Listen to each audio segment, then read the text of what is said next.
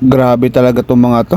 Parang ang dali lang sa kanila ng drive test dito kay Angkas. Partida, Yamaha NMAX pa yung motor niya na. Iba talaga panoorin kapag nakikita mo yung mga kabisado talaga yung motor. Tignan nyo to si Paps oh. Ganyan talaga pag kabisado yung motor eh. Ang huhusay, grabe. First take lang, wala agad. Basic agad. Parang dumaan lang.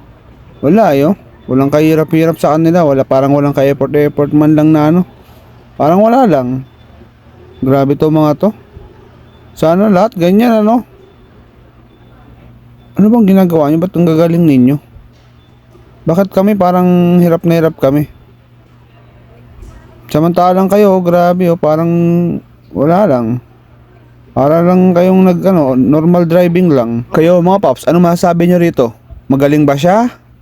Kabisado niya ba yung motor niya? Sa tingin niyo? Tingnan niyo oh, parang ang dali lang sa kanila ano, wala talagang tukod-tukod si Paps ha. So tingin nyo mga paps, ganyan talaga kapag kabisado yung motor.